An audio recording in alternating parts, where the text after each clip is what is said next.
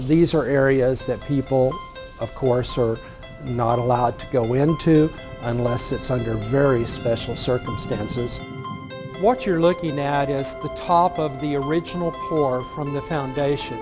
This is showing a part of the monument that most people don't get to see.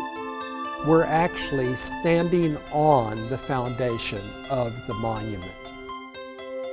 Built above ground, but then the terraces kind of grounded it in. This monument represents all of the history of this part of the world and the culmination of what was won here at San Jacinto and the sacrifices that were made to ensure that.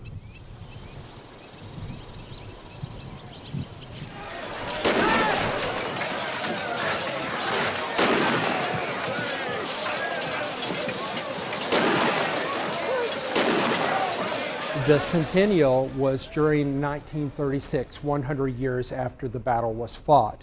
And that was when this memorial became a concept and a reality. It started in that centennial year. Jesse Jones decided to build a world-class memorial that would honor all those who fought for the independence of Texas, not just those who fought at the Battle of San Jacinto, but those who fought and risked their lives during the Texas Revolution. Jesse Jones was a Houston businessman and entrepreneur and philanthropist. Took advantage of the multitude of opportunities for someone who had ambition and vision. One of the most powerful men in the country at that time, and next to the president, I can't think of anyone who would have been able to make this project possible. Was put in charge of the Reconstruction Finance Corporation, which was giving money after the Depression, the New Deal era, to put people back to work. And this monument was one of those projects that was designed to put people back to work. In 1936, FDR was to attend the Centennial Exposition in Dallas, but he stopped here in Houston, left his train, came down Buffalo Bayou by boat, and then came out to the battlefield, to the spot where the monument was to be built. Jesse Jones was instrumental in the federal government at the time. He procured $400,000 from the $3 million that the Congress set aside for the Texas Centennial. He, I think, saw it as both a commemorative effort and also one that was going to bring prominence to Houston. Houston was an up-and-coming city. This is where Mr. Jones lived. This is where his businesses were. I think he wanted to draw attention to Texas and the sacrifices that had been made to win Texas independence. This was a concept design for the monument, one that was not actually built. Originally, an idea was to have two different wings, one to have space to hold meetings in, the other to be an auditorium, and then we've got a nice potential figure on top. His idea was to take his two favorite memorials, the Washington Monument and the Lincoln Memorial, and set one on top of the other with the Lone Star of Texas atop representing Texas. This is an actual print of the monument itself, kind of an overview of what it was going to look like. Architect was Alfred C. Finn.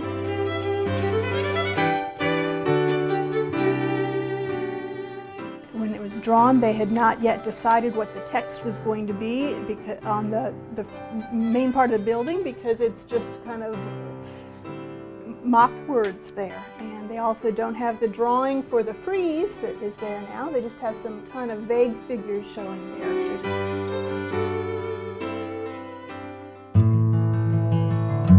Construction techniques did not exist to build a building such as this, and so they had to be created and invented as they completed the structure. This is actually the surveyor's chain that was used to survey the land in and around the San Jacinto battleground. The footprint of this monument was designed specifically to hold the weight of the column of the monument. The firm that built it was the W.S. Bellows Construction Company. They are still in business in Houston. The foundation pour for this building especially was important and difficult. Before they poured the foundation of the monument, they put a 3-inch cap of cement over the red clay soil to keep it from drying out, to keep the moisture within it, and to have a level surface to put down the iron rebarbs that was going to form the foundation of the monument.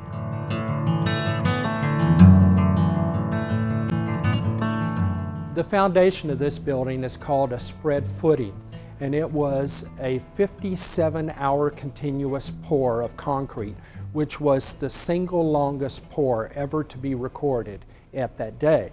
If you look carefully, you can see footprints in the cement, which are kind of footprints of history of those who worked on this construction. They left their permanent mark here as well. 100 cubic yards of concrete were used in the pour every hour for 57 continuous hours. If it were to cure unevenly, if the foundation were to be cracked at any spot, they would have had to break up the foundation, pull it out of the foundation pit, and start over again. And that would have bankrupted the firm that was charged with the construction of the building of this monument, the W.S. Bellows Construction Company. You can see here on this concrete wall the impression of the boards that were used for forms when the concrete was being poured. Everything went without a hitch. The engineer, contractor, and everyone was well relieved when it was poured and finished. You can see in places nails that were pulled from the wooden forms that were used to pour the concrete, and you have a little bit of history preserved here forever, representing those who completed this monumental construction project. Even today in Houston, tall buildings still use this foundation pour technique. At the bottom, we actually see here some of the wood that was used in 1937 and 1938 to support this pour. The foundation is 15 feet thick at its center, tapering to a 5-foot thickness. The reason for this is that the 15-foot section was to bear the weight of the column of the monument. This monument weighs 70,300,000 pounds, but this foundation could have borne the weight of 146 million pounds.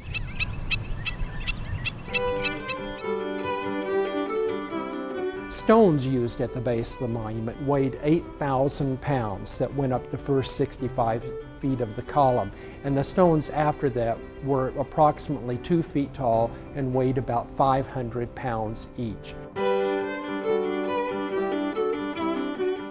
They did build it by having a platform and that they kept raising up the tower as they built it, and they used that to set the stone. They used 5 70-ton cranks to raise the scaffolding 6 feet every day as they completed the column of the monument. In order to communicate with the people down at the bottom, they had this telephone system that went down from the top to the bottom. There would have been a phone line running down the center of the shaft, hooked up to this man so that he could listen to what was going on. This was a Works Progress Administration project. It was funded in part by the federal government, in part by the state. Workers had to come from within a 20-mile radius of this site since it was a WPA project. Many of the people who worked on the construction had no prior construction experience. Of the 150 permanent on-site workers, only 35 have even been at a construction project before. Through the use of safety precautions and a safety education program, and I think with a great deal of luck, not a single person was killed or seriously injured during the construction of this building, which was very unusual for such a high and dangerous character.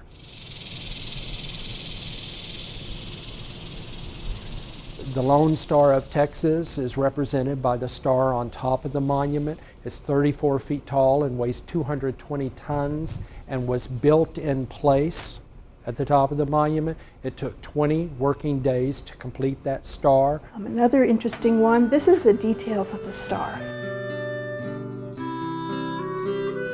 They thought about a two-dimensional star, but no one was really happy with that. And so what they did was build a 1-inch scale model. And from that design, after several tries, they were able to build a full-scale model on the ground. To make sure that all the angles would fit together before they went to the effort of raising the stone to the top. Only at that time were they actually able to draw a set of designs that could be used to build that star.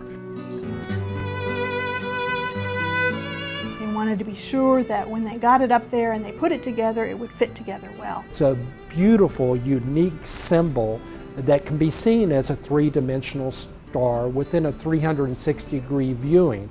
They were able to put in an area for a light, so of course it would be lit at night. And it was really a great place also to do maintenance and putting in later on antennas and other things. So it's really a service area that not many people are able to go up into and take a look at.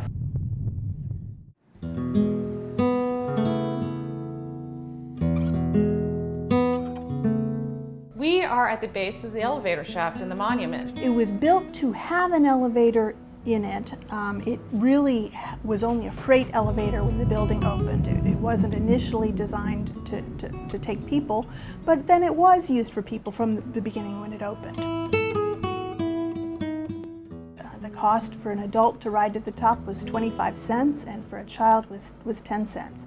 At that time, if you wanted to, you could walk the stairs to the top. In the early days in the museum, even museum employees would have to pay in order to use the elevator. So a lot of the museum employees are in very good shape because we still, to this day, use the stairs. Jesse Jones, in 1952, he came out to visit the monument. He came many times. He rode the elevator to the top then, and at that time it took more than 3 minutes to get to the top. And he was very impatient with that and decided something else needed to be done. Mr. Jones recognized the need to really take out the original elevator, which is much more of a service type of elevator, and put in the lovely Otis elevator that you see there today.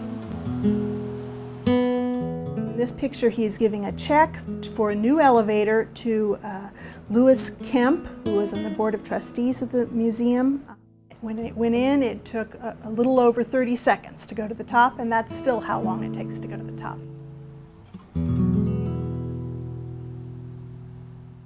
This is one of the original hooks that was used to hold up the stone.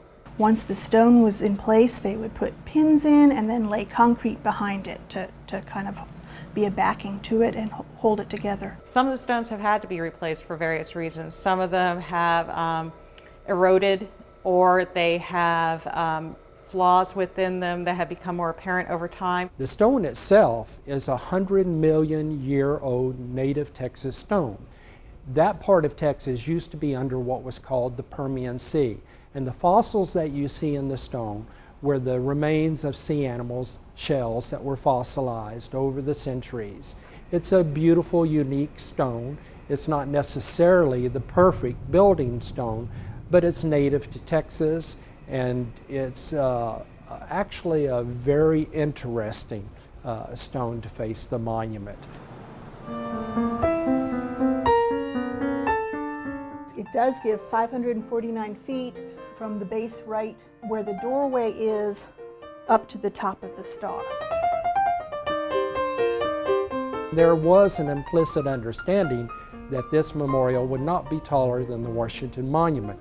And so we sent assurances back to Washington, D.C., measuring from the front lobby to the top of the star, that it would be a little bit shorter, about 6 foot to 9 feet shorter than the Washington Monument. Now that's not, of course, taking into account the 2 terraces that they built to put the monument on top of.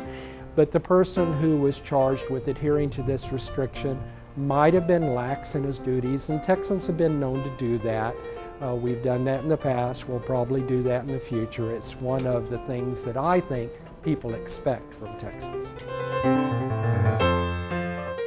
The San Jacinto Monument is actually 567 feet and inches to spare tall.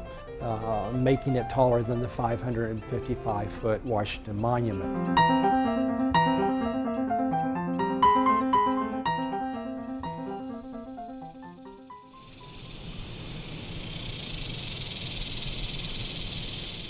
The San Jacinto Monument is one of the unique structures in the world. In many ways, one of the last great work project administration projects of the Great Depression, and one of the ones that's most notable in Texas. To me, the monument represents all the aspirations and sacrifices that were made to win the liberties we enjoy today and the independence of Texas, and so it is sacred, hollow ground.